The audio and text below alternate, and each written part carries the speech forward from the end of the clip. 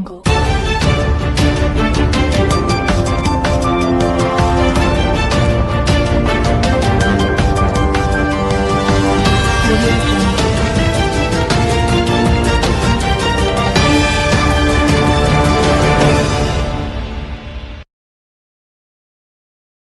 ಮುಖ್ಯಮಂತ್ರಿ ಸ್ಥಾನ ಬದಲಾವಣೆ ಆದರೆ ಸತೀಶ ಜಾರಕಿಹೊಳಿಗೆ ನೀಡುವಂತೆ ಆಗ್ರಹ.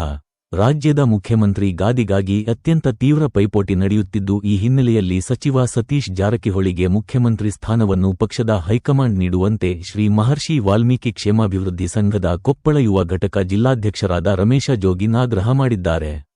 ಈ ಕುರಿತು ಮಾಧ್ಯಮದೊಂದಿಗೆ ಮಾತನಾಡಿದ ಅವರು, ಸರಳ ಸಜ್ಜನಿಕೆಯ ರಾಜಕಾರಣಿ, ಸರ್ವಧರ್ಮ ಸರ್ವ ಜನಾಂಗದವರೊಂದಿಗೆ ಅತ್ಯಂತ ಬಾಂಧವ್ಯವನ್ನು ಹೊಂದಿರುವ ಅಪ್ಪಟ ಕಾಂಗ್ರೆಸ್ ಪಕ್ಷದ ಕಟ್ಟಾಳು ಆಗಿದ್ದು, ಅವರಿಗೆ ಮುಖ್ಯಮಂತ್ರಿ ಸ್ಥಾನವನ್ನು ಕಲ್ಪಿಸುವುದರ ಮೂಲಕ ಸಾಮಾಜಿಕ ನ್ಯಾಯ ಕಲ್ಪಿಸುವ ಕಾರ್ಯಕ್ಕೆ ಎಸಿಸಿ ಅಧ್ಯಕ್ಷರು ಹಾಗೂ ಪಕ್ಷದ ಹೈಕಮಾಂಡ್ ಮುಂದಾಗಬೇಕೆಂದು ಆಗ್ರಹಿಸಿದರು.